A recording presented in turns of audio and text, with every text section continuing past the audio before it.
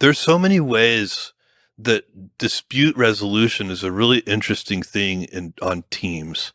And there are so many ways when two people disagree about something, I'm assuming like the case where everybody's well-intentioned, they just have a very different opinion about what the right decision is. And we have in our society and inside companies, we have a bunch of mechanisms that we use to resolve these kinds of disputes. A lot of them are, I think, really bad. So an example of a really bad way of coming to agreement is compromise. So compromise, we're in a room here and I could say, Lex, how tall do you think this ceiling is? And you'd be like, I don't know, Jeff, maybe 12 feet tall. And I would say, I think it's 11 feet tall. Yeah. And then we'd say, you know what? Let's just call it 11 and a half feet. That's compromise. Yeah. Instead of the right thing to do is, to get a tape measure or figure out some way of actually measuring, but getting that tape measure and figure out how to get it to the top of the ceiling and all these things, that requires energy. Compromise, the advantage of compromise as a resolution mechanism is that it's low energy, but it doesn't lead to truth. And so in things like the height of the ceiling, where truth is a knowable thing, you shouldn't allow compromise to be used when you can know the truth. Another really bad resolution mechanism that happens all the time is just who's more stubborn. Yeah. This is also, so you have, let's say, two executives who disagree, and they just have a war of attrition. And whichever one gets exhausted first capitulates to the other one. Again, you haven't arrived at truth.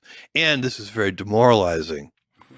So, this is where escalation, I try to ask people who, on my team, to say, never get to a point where you are resolving something by, who gets exhausted first. Escalate that. I'll help you make the decision. Because that's so de-energizing and such a terrible, lousy way to make a decision. So you want to get to the resolution as quickly as possible because that ultimately leads to a high velocity of decision. Yes, and you want to try to get as close to truth as possible. Yeah. So you want, exhausting the other person is not truth-seeking. Yes. And compromise is not truth-seeking. So, it doesn't mean, and there are a lot of cases where no one knows the real truth, and that's where disagree and commit can come in.